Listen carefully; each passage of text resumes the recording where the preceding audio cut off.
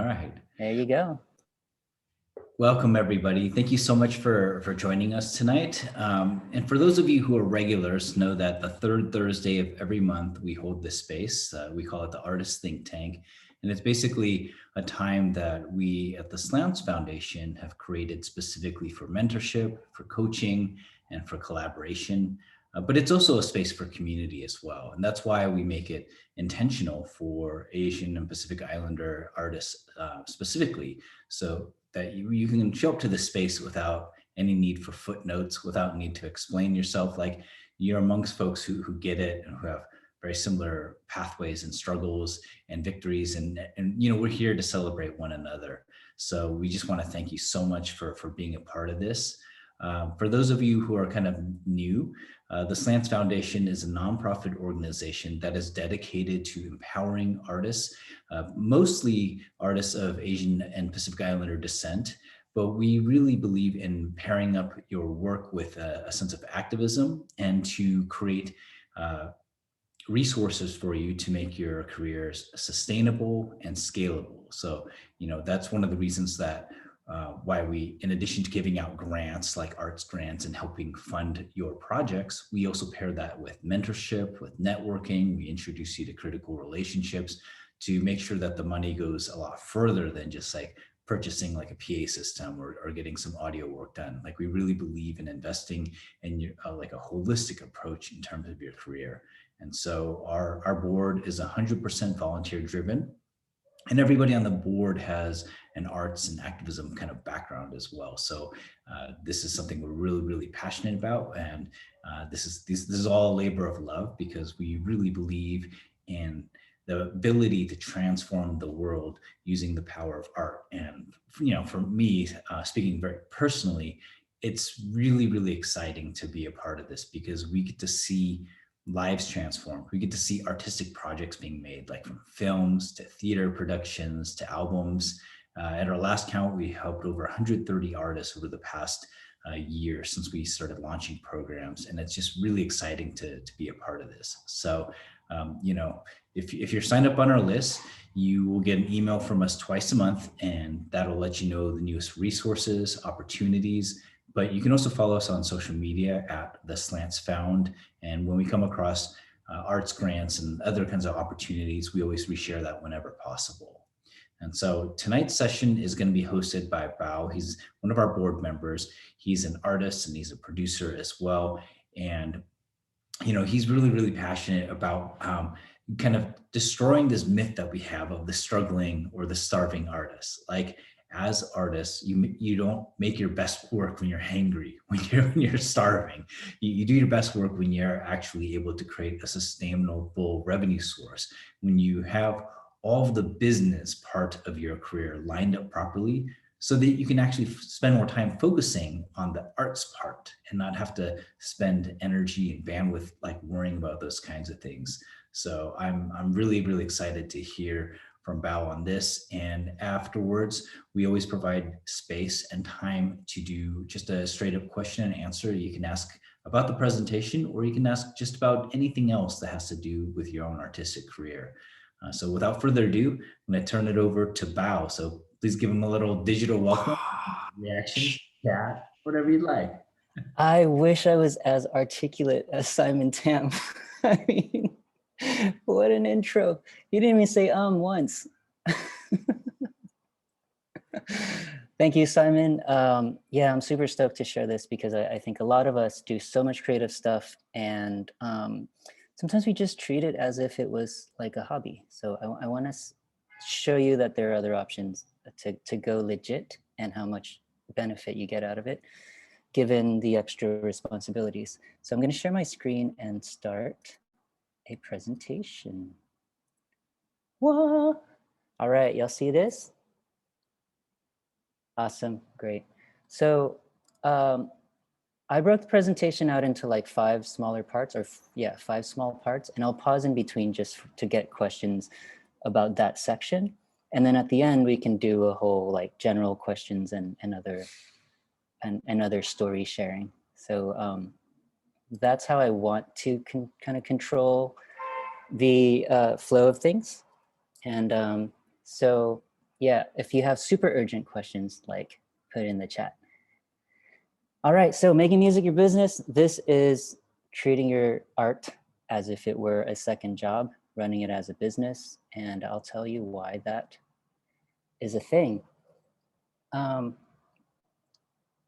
In advertising this event, I said, I don't believe in the starving artists. Why is that? It's because I feel that a starving artist is basically, you know, a creative person who never really learned to exist within the realm of like what society or the government thinks is productivity. I think we can all agree that like our intellectual creations most time are valued less than like some physical creation, right? Somebody built a car versus somebody made an album. To me, they're of equal importance and equal value, or even one is even more valuable than the other. However, the government doesn't always treat it that way, or the minds of society doesn't always treat it that way. I want to convince you guys that your art is like hella valuable and you should run it like a business. So what we're going to cover today is my purpose is just to tell you that, hey, this is an option, and I'll help you walk through the process of getting started in terms of creating a business entity for your art and creative career. So right now, if like that doesn't seem relevant to you, I really don't mind if you bail on this thing and go make art. But what I want to cover today is making money as like an individual artist, like the way that most people do, versus making money as an artist who has an art business, and what the nuances there are. The benefits of having creative businesses include like tax write-offs, legal protection from weird stuff, and then my bullet point got cut off. But the very last thing is just having a small kind of micro economy within your group of friends and collaborators. The responsibilities of operating a business, there's a few things you've got to do, like keeping your records of your booking or your books and saving your receipts and all that. I'm going to walk you through the different types of business entities that are appropriate for creatives, depending on where you are in your career. And then I have a bunch of hot tips because I started my business in 2008, and it's gone through a bunch of different iterations. And I've learned a few things that are very appropriate for creative people. So I'll share that with you guys. To kind of set the stage a little bit, I wanted to share about me, just so you guys know I'm not some rando that Simon pulled off the street to, to talk you guys into some weird stuff. I'm a Vietnamese immigrant. I came here as like a 4-year-old, and I grew up really, really poor, which usually doesn't mean very good things for people who are like creative and artists, right? Like we always get forced into some practical money-making career. But I've always been a mix between creative and business. And so that's what I see myself as at the core of it. I dropped out of art school after the first year, and I started a synth pop band called Ming and Ping, which is how I met Simon. And I've been treating music as my second job ever since I did that, right? And so far we've played with a lot of cool bands, The Slants, for example, Major Lazer, She Wants Revenge. And then a lot of our success has been because we've been able to license music to like pretty big international brands such as Oakley and CrossFit and Burton. And that allowed our music to be heard, you know, all around the world by a bunch of people. I attended the Art Center College of Design, which is a design school here in Pasadena.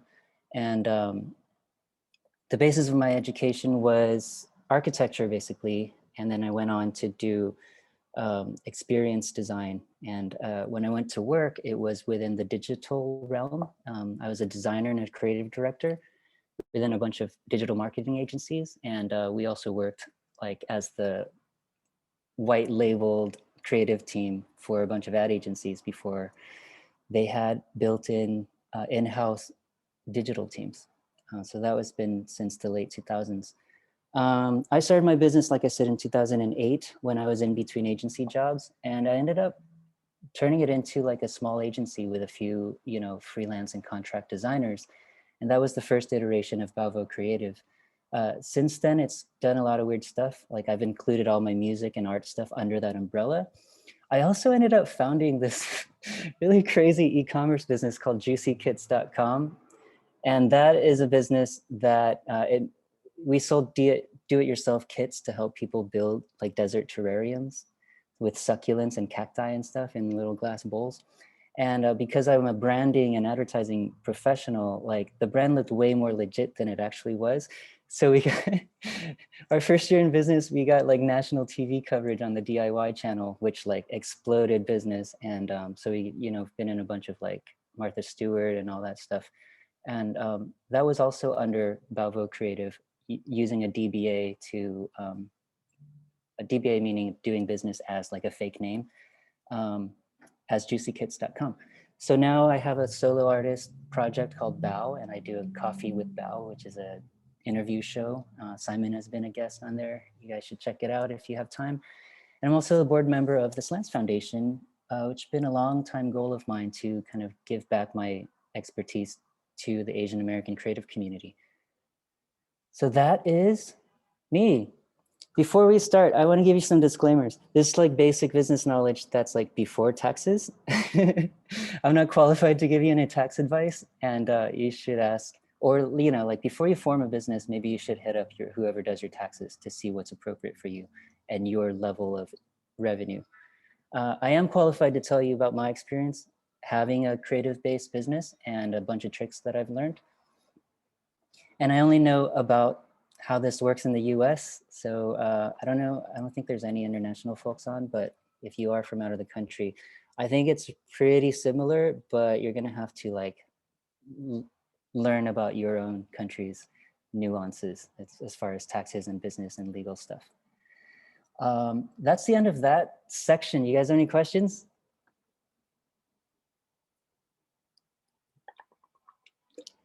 Let's duck and go then. Oh, sorry, Bao. Can I ask a question? Yeah. So you're saying music is your second job. So are you like all these ventures that you've done, do they help you fund your music and then your music kind of funds it back? It started funding itself like after I love that question. Yeah, let me tell you. I started my business and then we were a small agency. When I joined my first, when I got my first big like creative director role at an agency, I made a deal with them to pay my business along with my salary. They would pay my business $1,000 a month to license my music for the hold music at the office. And so my business was constantly getting revenue every month. And so it allowed me to fund all of my creative stuff, along with all the earnings that I made from my music stuff on the side already. So I've always treated it as my second business, and now it's my primary business. I'm still consulting, but only for 2 days a week. And so now I'm trying to reverse the proportions of my revenue from consulting to the music stuff. Does that answer your question? Yeah, sweet. All right, let's go. First, I want to learn about, shoot, I can't get back to Zoom. I want to learn about where you are in your careers, and I made a little poll, which I'm having trouble accessing. I think I have to unshare my screen to do it. Launch poll. I will clear, yes. Okay, so let me share my screen again so you know what the answers are. Do you guys see the poll? Okay. So there's 3 options. Where are you in your career? Just starting out, not earning that much money, making some money, but want to make it more robust. Or you are making a full living with it, but like you want to make sure you're legit in terms of forming a proper business and getting all the benefits from that.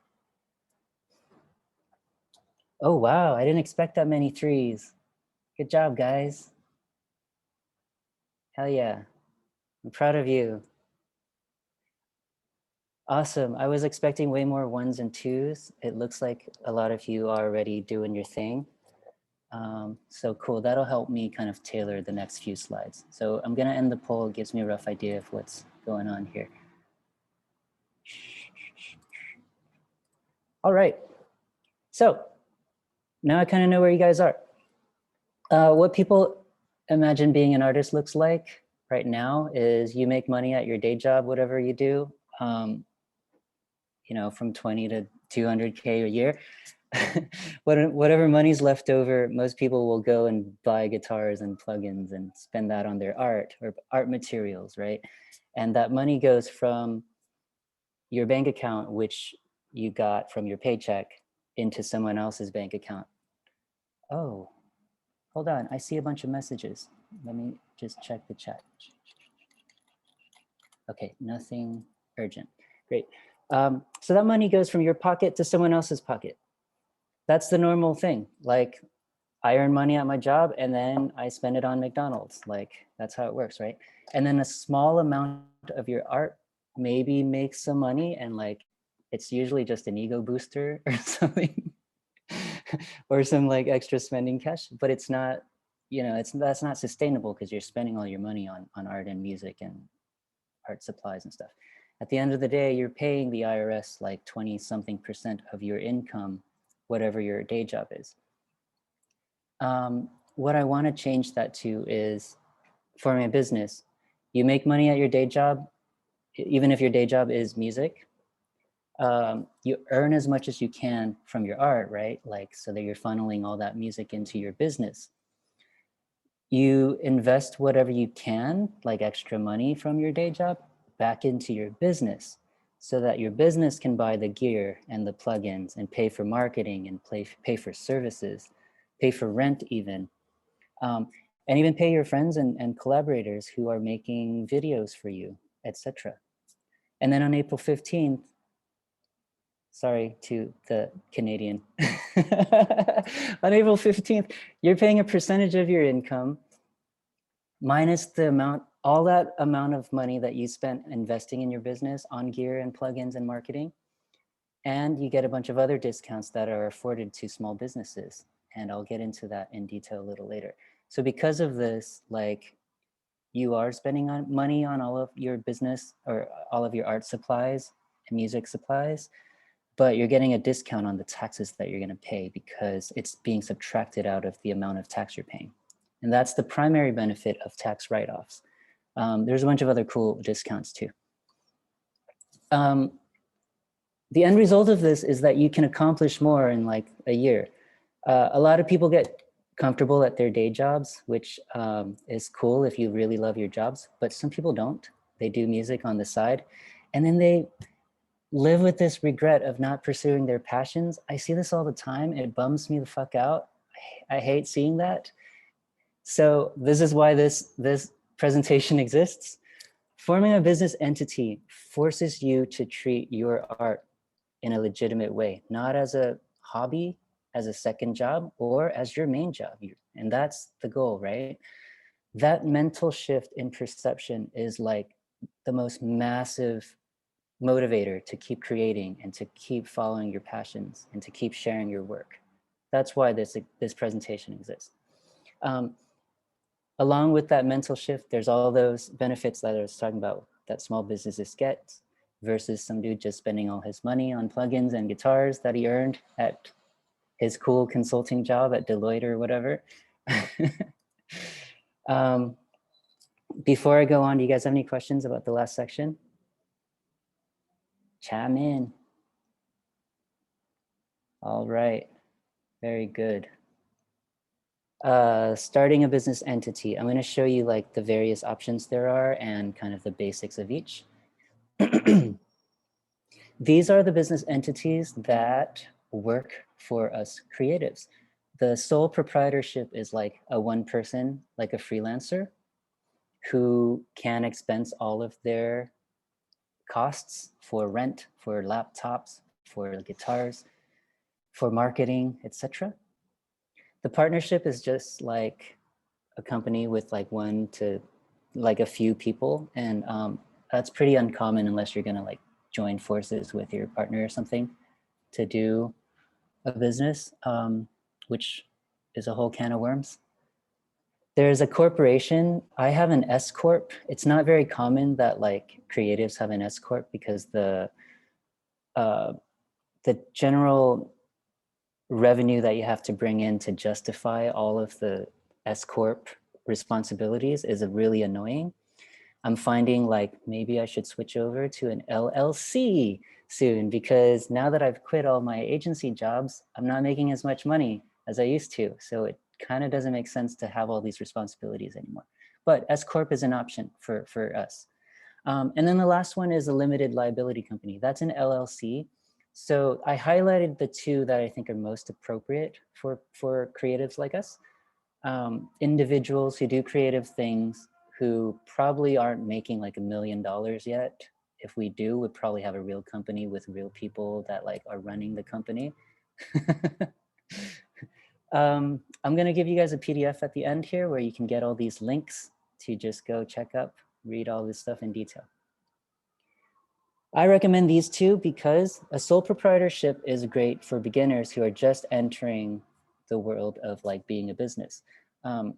It's really hard to scale up as a sole proprietorship because, you know, it's built around the individual.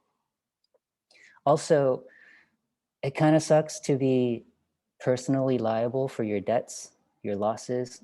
And if somebody comes and records at your studio and you're a sole proprietor, they might be able to sue you if they step on a thumbtack or something and get injured. And so you're personally liable out of your own pocket as a sole proprietor. That's the downside of a sole proprietorship. Everything else is cool. Like everything else is wonderful. A limited liability company is a little better, but you have to be sure you're making some money, right? If you're serious about having a creative business, this is probably your best way to go. It protects you from getting sued if somebody steps on a thumbtack at your studio. You can borrow from your company rather than yourself, so it kind of shields your personal credit score, etc., from bad marks. And then, like when you get really into trouble, you can close your company, and your personal record doesn't get affected. So that's why it's cool. However, you're going to have to think about taxes, about doing taxes and bookkeeping for your company, and then also yourself. So there's going to be 2 taxes to file, and that is one of the burdens of having a LLC. And then the very last thing there, a sole proprietorship and some corporations have a benefit called pass-through income, and this is really important for folks like us, and I'll go through that in like 2 slides. Pass-through income basically means whatever your company makes gets, you can do the taxes as a person, and you get a bunch of discounts because it's passed through your business. Okay, sole proprietorship, it only works for individuals and couples who are married. You don't need to register a new business. You can kind of just claim on your taxes that you're a sole proprietor. All you have to do is file some additional forms on your personal taxes that say, hey, I'm doing business, you know, as a freelancer or a sole proprietor. It allows you to deduct your business expenses from your personal income taxes. So if you're going to do the sole proprietorship thing, save all your receipts. When you file your taxes, you can say, hey, look, this is what I spent on internet. I use 15% of my apartment as a home office. Therefore, you can deduct 15% of your rent, et cetera, et cetera. I'll go into more details for that. The crummy thing is, like I said, you're personally liable for everything because you're still a sole proprietor, like a person. And it's harder to scale up because it's only you. It's like harder to hire permanent people. You're limited by your like personal earnings. An LLC, on the other hand, is a real company where you can hire more people. So that allows you to grow. The owners are not personally liable for the company's debts, which I was saying earlier. You can choose whether you're taxed like a sole proprietorship. That's the pass-through income I was talking about, or a corporation. So there's a choice when you form the company you can choose. And then an LLC is awesome because it's way less complicated. Like you don't have to have like bylaws and have board meetings and stuff like corporations do. My S Corp quarterly meetings are just me saying that we had a meeting. and we voted to keep doing the same thing.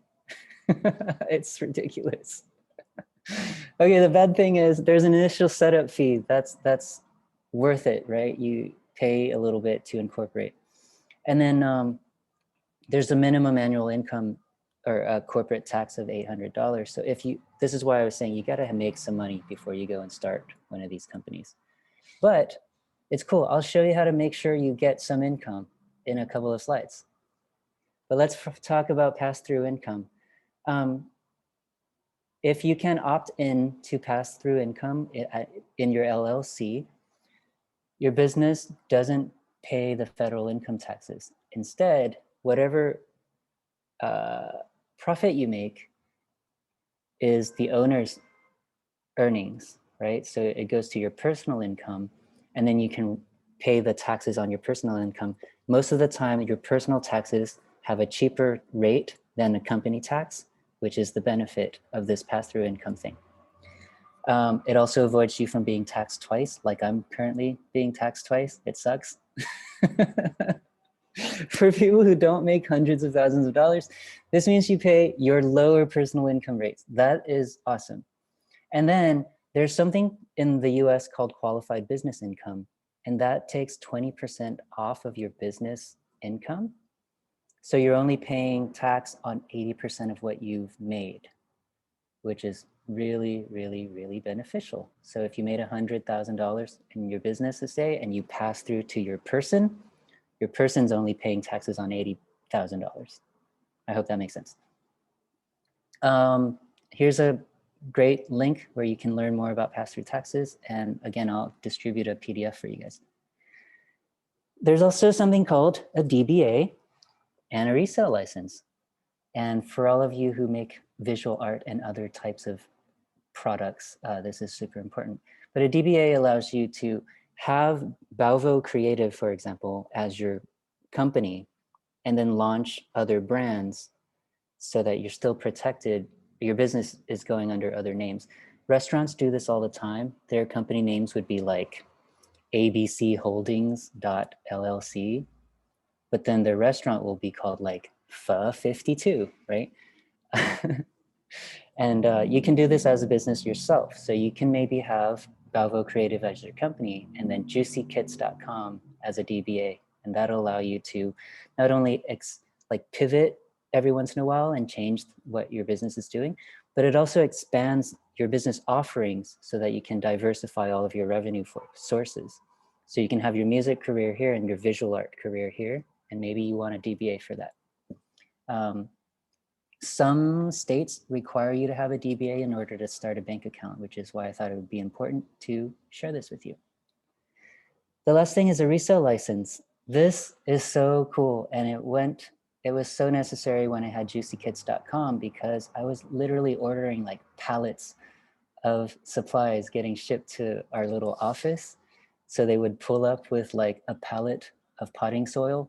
And I'd be like, what is my life now? What have I done with my life? But basically you can buy stuff wholesale like t-shirts and mugs and merch without having to pay the sales tax because you're gonna collect the sales tax when you resell that to your audience, your fans. So this is stuff that you intend to resell as merch, or maybe you're buying like bulk art supplies and putting them together in a way that you're gonna resell that art. And that's why you want a resale license. I think in most states they're free and it's really easy to get. So I recommend if you guys are selling physical stuff to get a reseller's license. This gives you a license number and a little piece of paper that you can bring everywhere so you can see, hey, can I buy this stuff without having to pay tax? The only responsibility you have there is obviously file your taxes when you sell stuff separately, and then you have to remember to renew it on an annual basis. But really, it opens up this whole world of like bulk shopping, like wholesale shopping. A bunch of products are available at really crazy prices to wholesalers, wholesale buyers that they're not for retail buyers.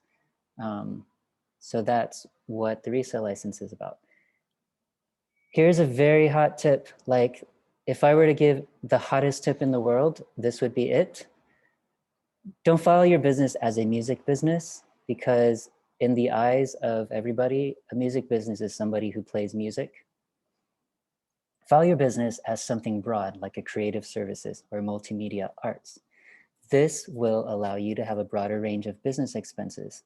So you can write off stuff like, I don't know, props. Everything's a prop, right? Everything's a costume, makeup, a bunch of weird services that artists would require that musicians don't require. So when you go do your business thing, think bigger than just music. Think like, I'm an artist, I'm a creative services provider. Okay. It also allows more of your services and products to be considered income. So let's say you are a musician and you are a session drummer.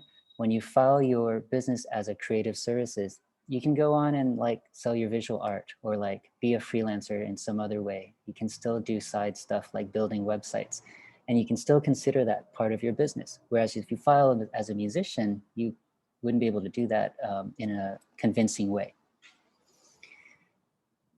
That's the end of that section. You guys have any questions about DBA resale, pass-through, or the various types of business entities? 5, 4, 3. I just wanted to mention that if you are in a situation where you're in a collaboration, like you're in a band or a group of folks, or you're working with more than one musician, this is where also having an LLC is really helpful. There's two kinds of LLCs. You can get a manager-owned LLC or owned LLC. So we won't dive into that, but no matter what structure you do choose, if you are collaborating with others, make sure you have your agreements in place. So for example, if you are working in a band situation, or you have a bunch of producers that you work with on a regular basis, and you all like want to create a project together, you should have something called an intra-band agreement, or it's like basically a partnership agreement that you use for one another. And that will help you do things like protect your assets. You can outline responsibilities, like what is the responsibility for being a member of the band? Is it showing up to a certain number of rehearsals or shows? And it also will provide information on like what happens if the band breaks up, if the entity breaks up, like what do you do with the assets that you've collected while you were still a group? Like if you bought a PA system together or invested in a studio album, or if you worked on different parts of the music, that kind of agreement helps detail who owns what in the event that you dissolve or you rotate members or that sort of thing. It just will save you a lot of heartache later on.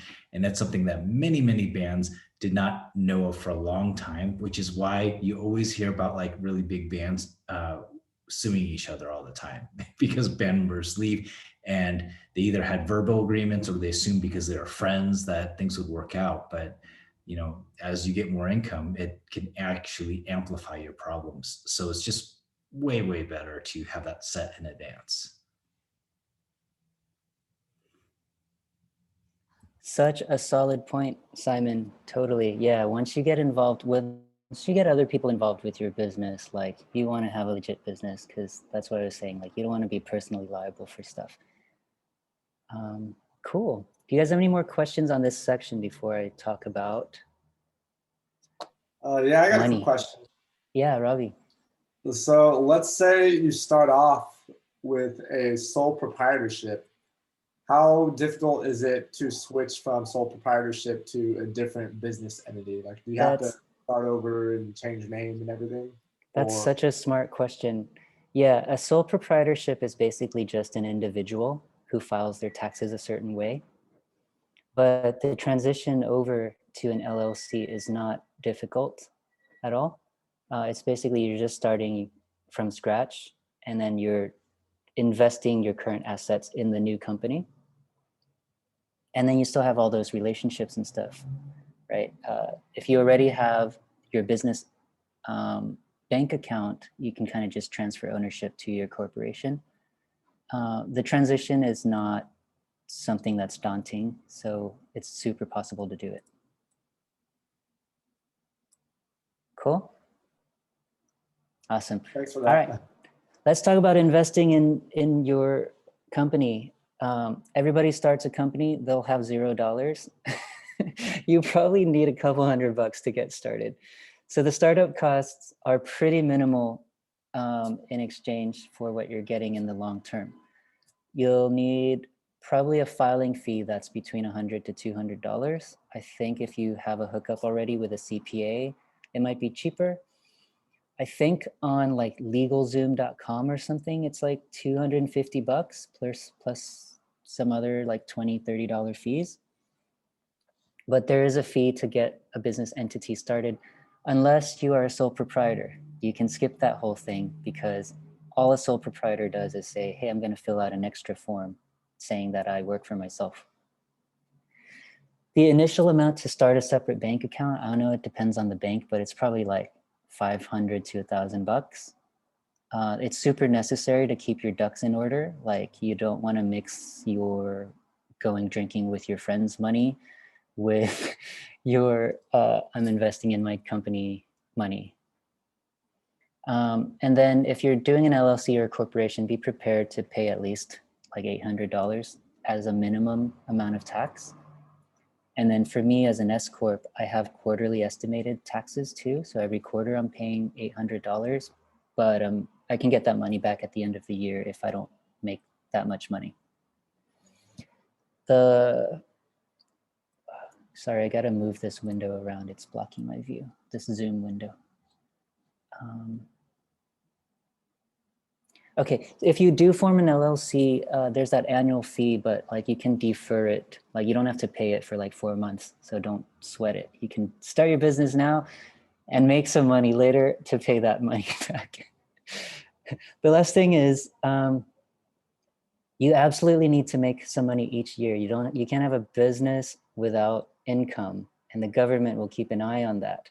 So I'm going to show you how to make sure you get some money into your account. How to guarantee income. A business is required to make some income. So even if the end of the year, like you have a net loss, you're allowed to do so for 3 years consecutively without raising suspicions. However, if you keep losing money, they'll say, hey man, this is a hobby, stop trying to screw us. They'll either audit you or force you to close your company down. Even if you're not earning much from your art yet, this is the way to go. Any freelance work that you do, because you're filing as a creative services business, you can count that toward your income. So drawings or visual arts or building websites or whatever, all that can go into your business as income. The next thing I firmly believe in, the barter system, is for hippies. Like it's cool if you're living off the grid to barter, like, you know, let me paint your house for your services in, I don't know, fixing my plumbing. However, in our society, like I was saying, we want to create a mini economy within ourselves, within our group of musicians and creatives. We want to pay each other for our services, even if that means that same amount of money is going to come back to us like next week. Money's being exchanged, business is being done. Sweet, that's all that needs to happen. That's all you need to know. And then this is some advanced stuff. Like I was saying earlier, if you have a cushy job already, see if you can make a deal with them to pay your company on the side for something. And if they can subtract that from your salary or your money, like that would be really beneficial, right? Be creative about it and like just run it by people and like ask your tax person if this is like something that's going to get you in trouble before you do it. Cool. The last thing is you can lose money for a couple of years, like on the whole, and still be a viable business. I think Amazon lost money for 10 years consecutively, even though their revenue was like billions of dollars. And I think Spotify hasn't turned a profit yet, ever. So can you lose money. Income sources for creatives. I think Andrew asked me to include this slide, and I wanted to kind of open up the discussion too after I finish these bullet points. But these are the musicians. I say creatives at the top because a lot of this applies to people who are like TikTok creators too, and YouTubers. And so you have digital sales, right? Like people buying your stuff online, your music. You have physical sales, which is your merch, t-shirts, cassettes. You have subscribers and supporters that pay you monthly for something, like people who subscribe to your Patreon, etc. Obviously, live appearances and touring is a revenue source. Professional services. This one I wanted to tell you guys about, like if you're a session guitarist, if you're a badass singer, like maybe you want to sign up for Sound Better, which got acquired by Spotify recently, or Fiverr, and offer your session musician skills. I think in the long term that could add up to some decent money if you earn a reputation. This is a bigger endeavor, but like sync licensing, something that I've been really lucky with. Like a bigger sync license would be for TV or film. Like, I don't know how much Britney Spears probably made off of that Toxic licensing. No, Hit Me Baby One More Time licensing for that new show that they just did. Or new movie that they just did. But it probably is a ton of money.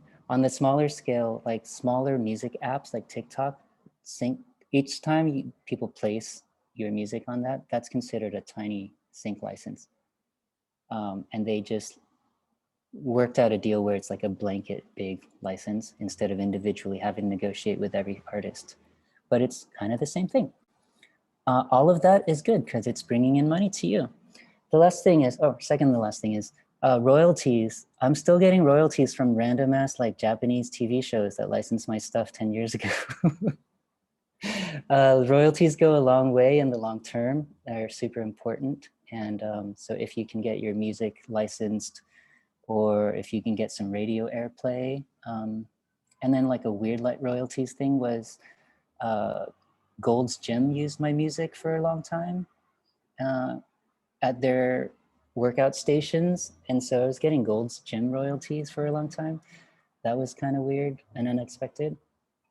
And the last thing, I didn't put any details there because I was wondering if Simon had more insights here, but like sponsorships, meaning you're a influencer on Instagram or something, right? And you're getting money and like product and stuff because you're popular, or you're getting free or discounted guitars and stuff. I wonder how that works because I'm not super educated on that. So there's a lot of different ways that you can get income via sponsorships. This is like you partnering with a brand or a business to create something. And the most popular thing for musicians is going to be like an artist endorsement deal. So that's when people are like, oh, I'm endorsing Gibson guitars or Casio keyboards or something like that. In those cases, most of the time, it's going to be a discounted product. And then very, very rarely would it be like free product. The other scenario is actually getting a sponsorship for a product or a service. So for example, our band, whenever we went on tour, we would collect sponsors and say, hey, do you want to sponsor our upcoming tour? And different businesses would basically pay money to have their logos put on our trailer or our van or our bus or whatever it might be. And sometimes you can also provide extra benefits. Like, for example, if you wanted to be a title sponsor for one of our tours, you could pay between $5,000 and $10,000, and you can help co-name the tour. Or we would say like, you know, this is, for example, we had one called the How the Wicked Live tour, which was the name of one of our singles, you know, sponsored by G Sake. And then the company would pay money for this, and we would have their logo on the back of our t-shirts and that sort of thing. And so you can sell a range of different services, or you can trade for instruments or do a mixture of promotion and cash or whatever it might be.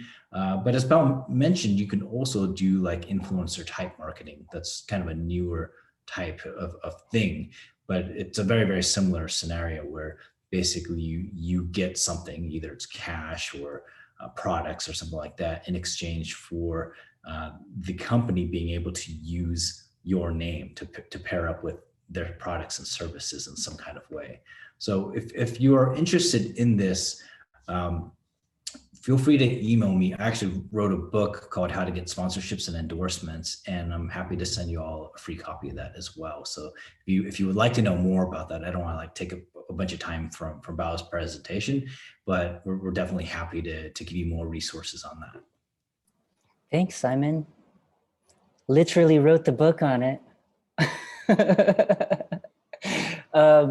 I saw a comment in the chat about royalties, and BMI launched a thing called BMI Live.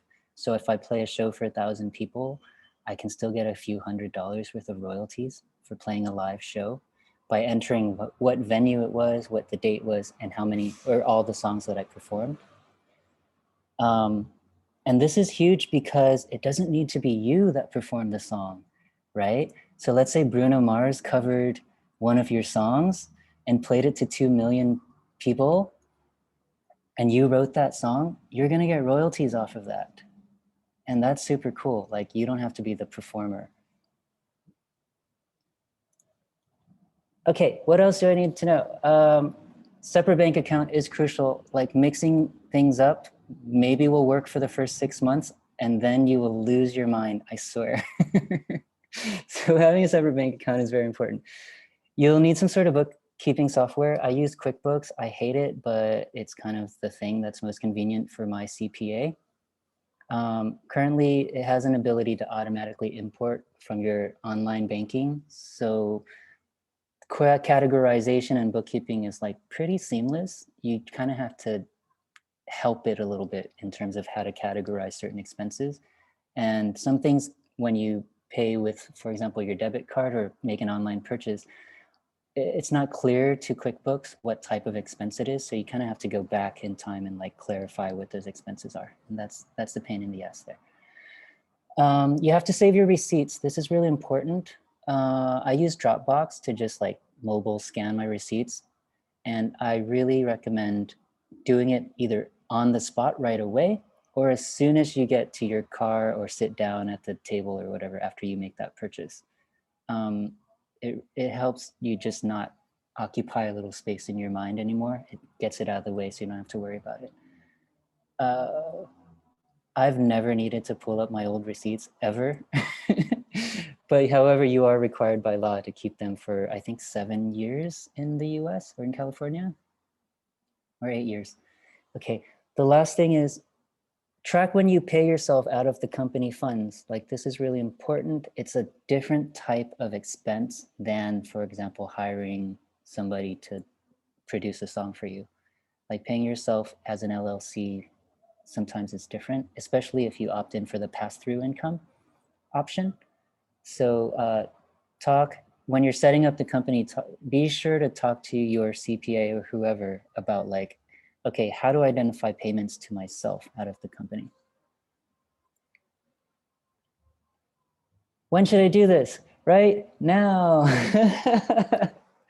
Because the benefits are great. Even if you don't form your business until like later in the year, in most cases, you can go back and claim the expenses that you made starting January 1 or whenever you choose as your fiscal year beginning. And so if you're planning to do one of these LLCs or sole proprietorships, like, go back in your email and dig up those old receipts so you can write all that stuff off. It's not wasted. Like, yeah, you can just retroactively do that. Exactly where you are in the country or in the world is gonna cause this to vary. So like, ask your CPA or whoever does your taxes for the exact rules in your state. I don't wanna give you the wrong info because it varies everywhere. Do you guys have questions about funding your business or like some of the other responsibilities you have as a business?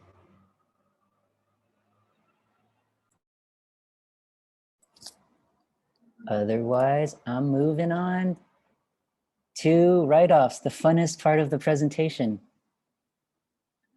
Hooray, okay. What are business expenses? Everything, whatever percentage of your home or workspace or office or studio that you rent that you use exclusively for work can be written off. I can write off like a huge percentage of my loft because I'm using that for business only. You can also get health insurance. Like, what a dream, right? I mean, obviously you have to make enough money to afford health insurance in this country, but like that's a business expense as well. So is getting your hair done like Donald Trump, like $70,000 or whatever he spent on his hair, and makeup and all that stuff. So if you are somebody who's present on the internet, on screen, your hair is important to your persona. And so write off the hair, write off the outfits, write off the makeup, write off your fake lashes or whatever. Like, I don't know. Hardware, computers, music equipment, guitars, like all of that stuff is like super fair game. Even like lighting and whatever you need, your ring light for your cool influencer videos. Write all that off, please. Everything is fair game. Software and like software subscriptions for SaaS software. So you can write off your Logic or Pro Tools or whatever, all your plugins. People spend so much money on plugins. Services like Photoshop, Dropbox, Spotify even, because that's considered, you know, part of your music business. So write off Spotify. Domain names, web hosting, like all your internet stuff. And then like membership fees to the Grammy Association, or membership fees to like, for me, I have like the diverse composers guild or whatever it's called, right? All of those dues, annual dues, you can pay out of your business. Subscriptions, what else? Okay, let's move on. Learning, if you take classes like online or offline, you can pay for that through your business and write it off as an expense. Masterclass.com, for example, or whatever Ryan Tedder had that class going for, that was super hot in the last couple of months. Write that off, that's learning.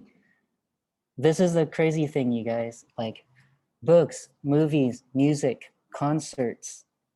Like I'm going to a concert to study their production design. That's research.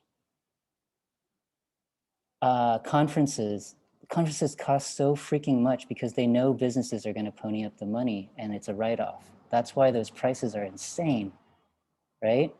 Like Adobe Max for designers is like $1,600 or something.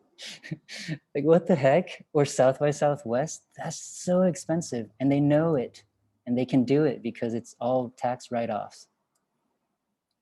And then your friend's music. That's also part of like the research and learning materials. Like I can buy the Compliments album and that is a write-off, that's a business expense. Networking is a mixed bag. You can have meals with business people, related people talking about business stuff, and only half of your meals can be written off, but you just, the accountant will figure that out after the fact. You just categorize it as meals and entertainment. So this other weird thing is you can give gifts to people that you're doing business with as long as it's under $25. So you can send flowers and stuff to a business associate who, you know, had a baby or something, or congratulate them for their promotion. You can write that off. That I didn't know, it was a nice discovery. Production costs, like I was saying, everything is a prop for your music video. Be very creative here. You can print flyers, you can pay for travel costs, because that's all production costs. You can pay for studio time, photographers, I don't know, all that stuff. And then the last thing is professional services. This is huge because aside from paying like an assistant or an advertising thing or a publicist, most importantly, like an entertainment lawyer, like that's probably the first thing you should invest in. House cleaners. The last thing I want to mention is paying your friends for their services. Again, we want to build this circular economy. You may not write off all of your apartment if you're living in it or like doing house stuff in it. Please don't. Paying yourself, like I said, it's a different type of expense. So whatever business type you have, like consult with your tax person to see how you categorize like payments to yourself as the owner of the business. Food and drinks with business associates, only half deductible, okay? Don't go ham on like your business dinners, thinking that they're all business expenses. Sometimes though, when you have people over and you're discussing your next tour or whatever, and you're ordering a bunch of pizzas, like you can write that off. Travel to places where you can justify it as a business trip. I always squeeze into business when I travel. And so I can justify that as a business trip. And I don't know, like I'm always recording or filming something when I go somewhere. And so that makes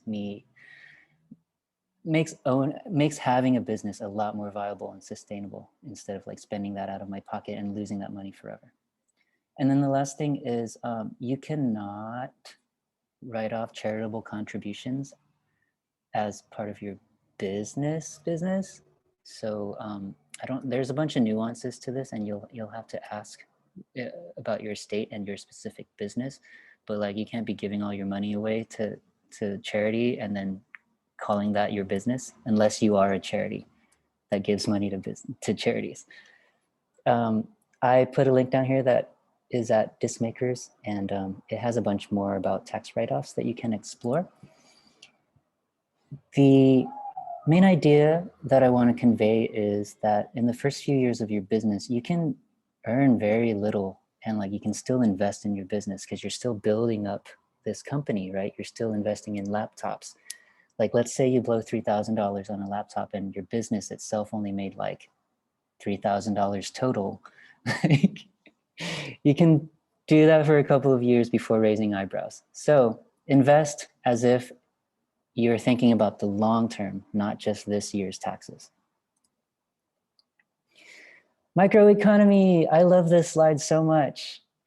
The larger, okay, all of this stuff I'm telling you, like low key, it feels like it's some sort of money laundering scheme, but it's not. Like that's just how the economy works.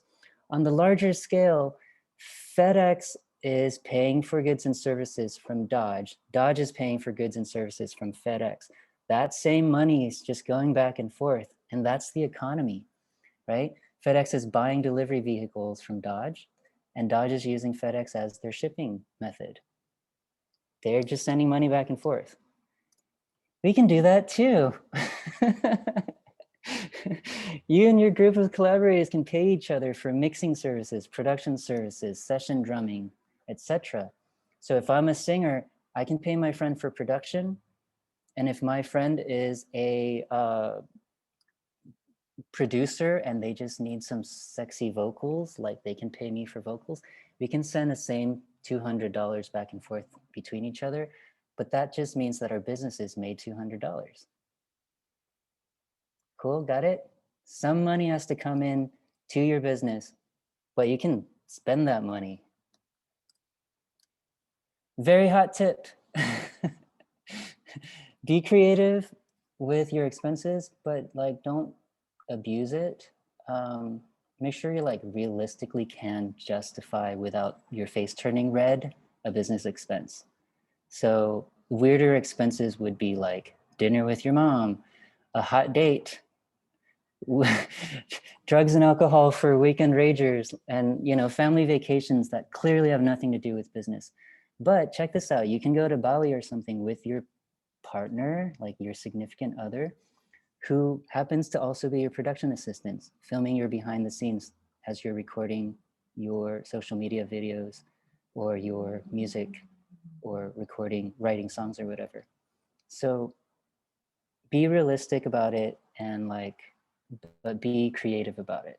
Like it's very flexible and it's actually very entertaining to, buy some flowers for a photo shoot and then all of a sudden your apartment has some like leftover flowers. It's really nice.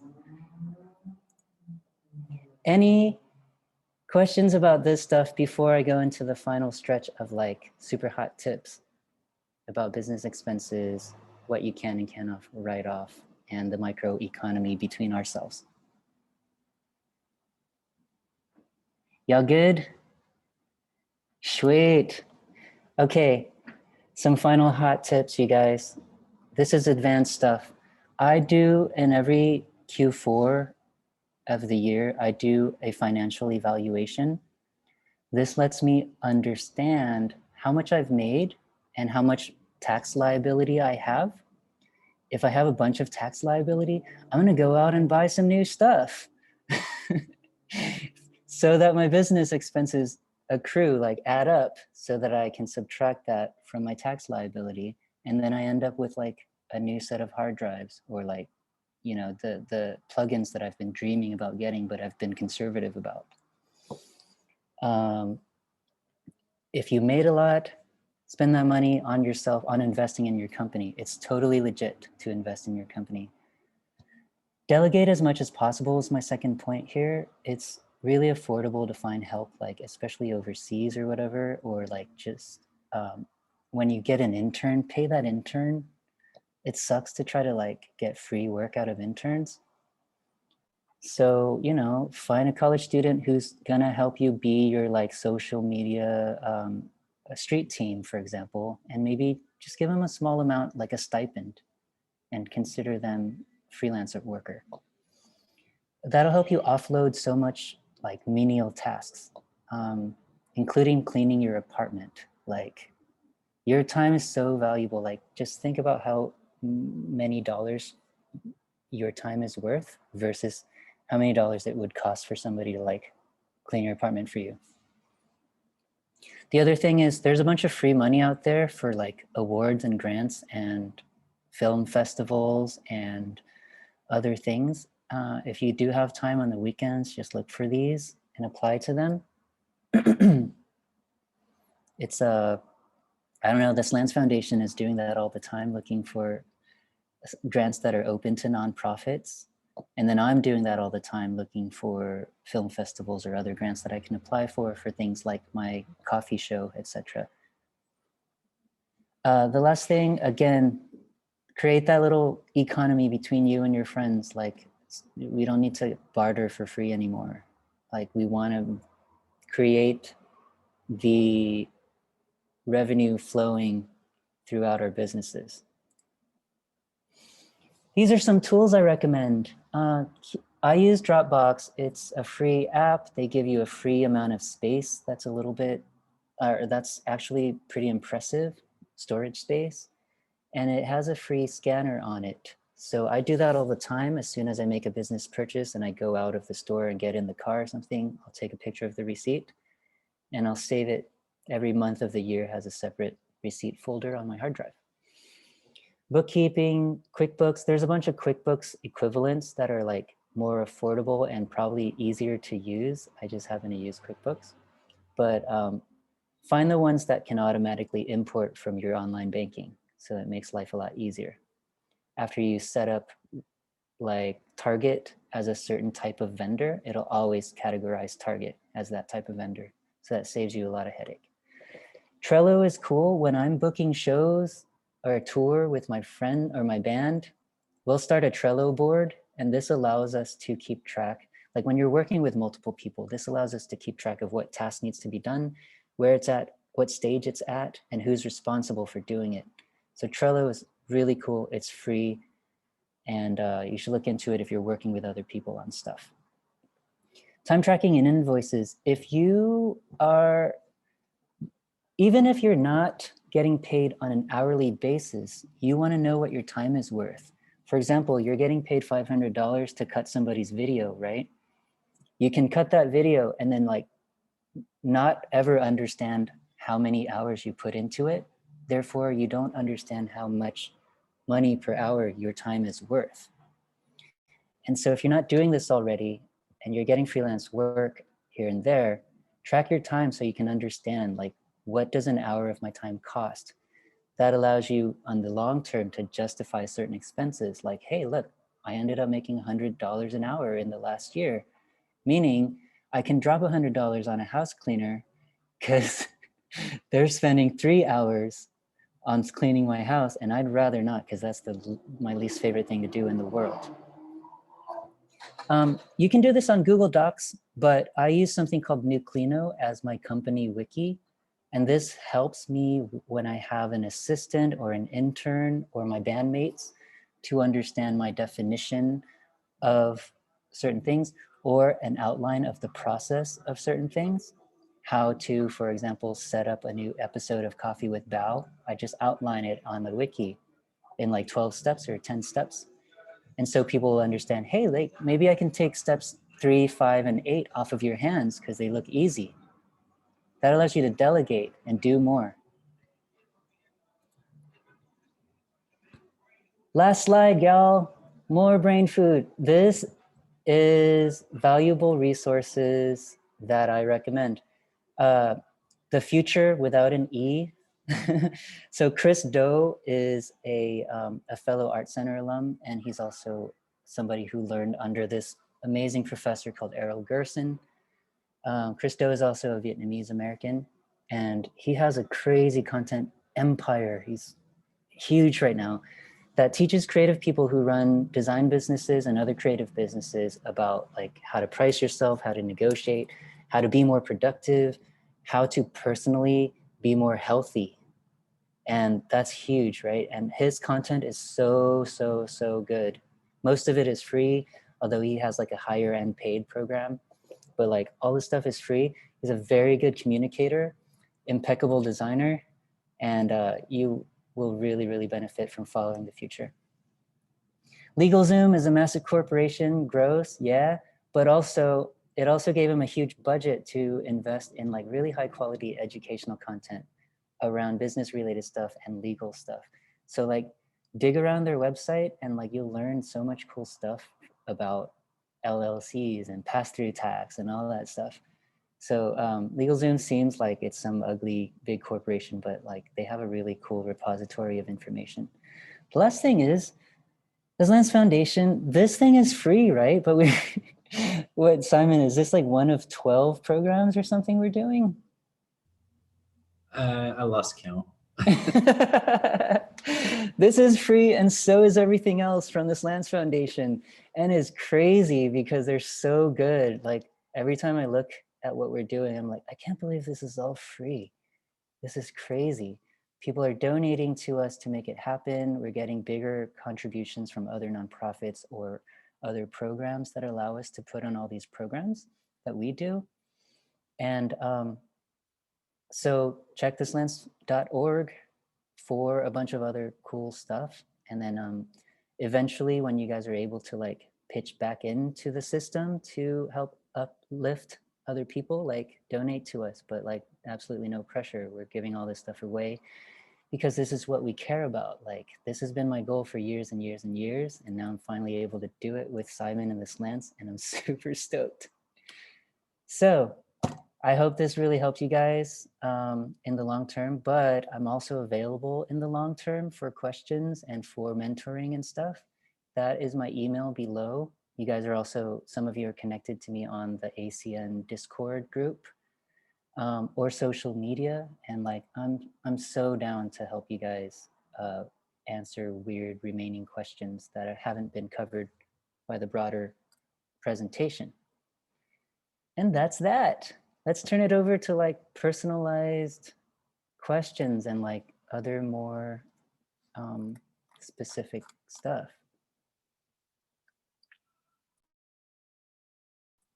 How did you guys feel about the presentation overall? So helpful, dude. You have you and Simon both like so many just like random tips that are just like what the heck, like writing off your business trips as expenses, doing creative services so you can like make income off of anything. And thank you, just thank you, Bao. Awesome, man. I'm glad to hear that. Looks like Andrew needs to bail, or he probably already bailed. But cool. Do you guys?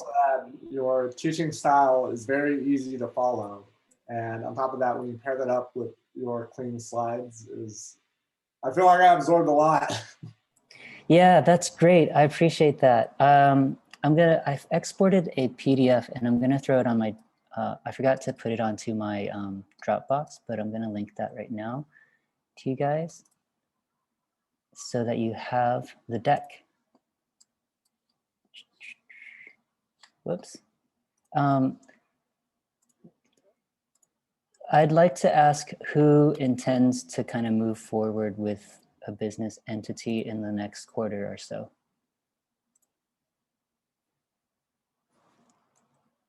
Sorry, I'm exporting a thing so I can't see you. Had a number of hands raised there, so very cool. Does Sorry, anyone have questions yeah. about next steps in terms of like what to do next for those of you who are intending on? Yeah, that was kind of my follow-up question. Anything you're Yeah, I kind of was scared gonna- about? No, Go ahead, Robbie, you're muted. I was gonna ask, where's kind of like the place to start if you're new to setting up a business? Yeah, that's a really great question. I keep telling you guys to go back to whoever does your taxes. They will have like more legit advice as far as like how to move along with things. Some people like to do it yourself, and LegalZoom has a way where you can start an LLC really just by answering some questionnaire and sending in some stuff if you're into the DIY thing. I do recommend though that like you ask a ton of questions to the CPA, whoever your CPA is, because everyone's revenue streams are going to be different. Your skill set and like the things you do for money is totally, going to be unique to your own. And so the way you set up your company needs to be built around what you're intending to do with it, which is why I like hesitated to give more specific outline of like what steps to take. You can also oftentimes go to the Secretary of State's website for your own state, and that'll usually have a bunch of documents that you can download in terms of like what it means to, file a DBA or a business license for your own particular area. So sometimes that's a way to get started too. But I would definitely pair that up with like a LegalZoom, or if you don't have anyone helping you out. But if at the very least, like even if you normally file your own taxes, it is definitely worthwhile to have someone help you if you're kind of unsure what to do, or you want to make sure you get it absolutely right. Just to hire like a tax accountant or something like that for an hour or two. It'll probably save you a whole lot more later on down the line. I saw a question here too about donating physical products like in-kind donations. I think you can write that off as a business if you're donating even, I think, your services as a business, as an in-kind donation. However, I'm not 100% sure on that. Yeah, it's usually like physical assets. So like merchandise and that kind of thing, as opposed to services.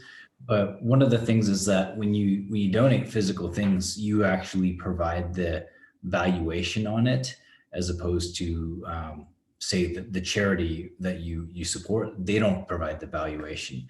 So if it turns out that a piece of merchandise like a CD or t-shirt is worth more because you signed it, you can value it at a higher rate and write it off at a higher amount than, like say the physical cost. So like if a CD costs you $1 or $1.50 to make, and you can say, well, this is a signed CD, it's worth like $20, and you value it at that, so you get the maximum write-off.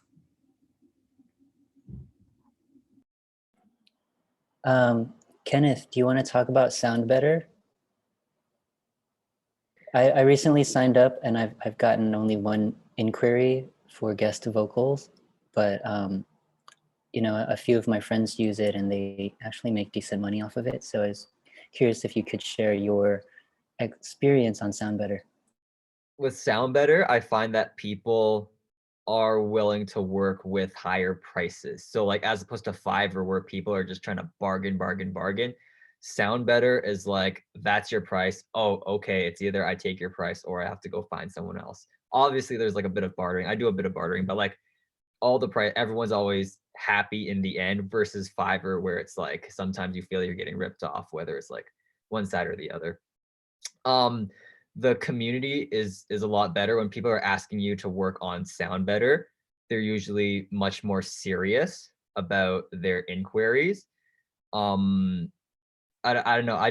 I like it a lot more. Like with Fiverr, I'll spend like maybe like 10, 15, $20 jobs. I won't spend like more than $50. But like Sound Better, easily just like all the engineers there, everyone who's there is like legit. They can provide you a good product. Obviously, you should still do your research, but they can provide you a good product. Now with freelancing, as a provider on Sound Better, so I spend more money on Sound Better than I make. But then like with the payment process, like the commissions that Sound Better takes, so they take 8% out of any money that you make, which is pretty low. It's pretty decent. And it Yeah, goes straight that's to your great. PayPal. PayPal doesn't take any percentage of that. Sound Better pays all that. They're pretty fair on that, and it's just like a place for you to, you know, post up your jobs. And as you do more jobs, as you get more reviews, people are usually, if you do, most people are really happy with the job. So like most people have 5-star reviews, so you kind of just count like the number of 5-star reviews that you have. But Nice. the more jobs that you do, the more reviews that you can get, the more verified reviews that you can get, and the higher your profile can go up. So I did a job on Sound Better that wasn't even like related to anything that Sound Better offers. Like I got on a free consultation call with someone about marketing, and then but he found me off Sound Better, and he just like gave me like $20 and left me a review. So you can charge people like $10 for like nothing and just kind of start building your reviews up there. Obviously Sound Better is going to kind of notice that, and you shouldn't be doing that. But in conclusion, like Sound Better is just a great place to offer your services to people who are serious, to people who won't fuck you over. And I think it's the same with Fiverr too, where you have to pay to like fund a service before you start. But with Sound Better, it's just the environment is just a lot better, a lot more mentally safe, I guess. And it's just like it feels like you're not going to get screwed over on Sound Better, whether you're a client or a provider. I love it though. Like Nice. I've made a good chunk of money off of Sound Better. Like I didn't even realize. Like I just literally have my profile up, and people just contact me randomly. It's not like every day because I'm still kind of focusing on other things. I'm not pushing my Sound Better services, but I still get requests like maybe like once a month, and then most of the times like I do close a deal. So it's Hooray. like have your profile there, set it up, just one and done. Put some of your tracks on there, and like if people contact you, great. If no people contact you, like there will still be people, like your profile will just be up there, right? So if people will contact you, just go straight into your email and you can talk. So it's not a waste of time to set it up. You should set it up if you want to provide like singing or songwriting or whatever, just like have it up there. It takes you like 15 minutes to set up.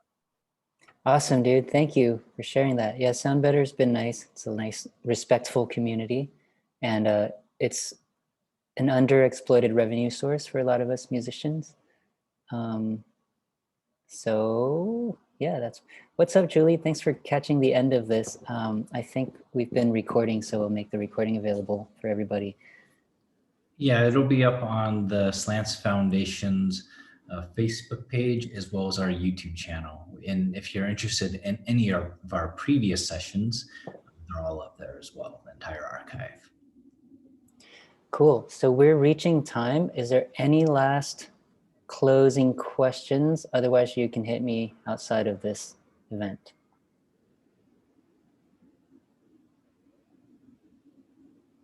Cool. All right. I'm glad. It seems like this was helpful for a lot of people. And oh, hold on. There should be a PDF available to you guys. Hold up. Let me link you. Dropbox here. And then copy link. And you should have a PDF, right? Hey, that didn't copy. Well, real quick, while Bao is grabbing that URL, I do want to mention that our foundation is hosting a special event next month called Rock Against Hate. And we've got a whole bunch of performers, including some of the fellow people that you'll oftentimes see at the Artist Think Tank, like, Wu Am I, Ting Lin, Win Meets West. We've got appearances from folks like Hudson Yang and Leah Salonga, B. Vang, Jason Chu and Alan Z have a new project that our foundation's actually been a fiscal sponsor of, and they're gonna debut some of that on that night. I put the link in there for you. It's going to be on May 6th, and the whole thing is going to be a fundraiser for the Stop AAPI Hate organization. They're kind of the primary organization that is organizing and collecting data around hate crimes against Asian Americans. And on top of that, we're going to be offering resources like free bystander intervention training. You can get volunteer with Asian Americans Advancing Justice, who are actually passing legislation right now to better enforce anti-Asian racism, like laws against that, laws against hate crimes and that sort of thing. So, we've been seeing a lot of attacks. We've been seeing a lot of reports, and certainly for those who, felt very connected and impacted by what happened in Atlanta, like we know that like this has got to stop. And so this is just it's going to be a really fun, uplifting event where we can get a lot of great information and support some really, really cool organizations and enjoy some fantastic music. So, check out the Yay. RSVP. We hope you're able to join us and watch it, because it's gonna be really, really amazing. Cool. So there's a PDF of my presentation I dropped into the chat for everyone. And then, like Simon said, the recording will be on our Facebook and YouTube. And then you guys can hit me up outside of Zoom anytime you want. I'm happy to help and answer stuff. Thanks everyone for joining. And then we'll see you at do we know the topic for the next think tank, Simon? No, it's going to be a surprise. Well, in the Artist Resource newsletter, we've got a couple of things coming down the pipeline that are really exciting. So I would just say stay tuned. But if you do have a request, like if there's a subject area that you are really curious about, or you would like an in-depth conversation on, or maybe you would like to be a part of like a panel or help present, please just go ahead and email us and let us know. Okay. Yes, we can email it to you as well.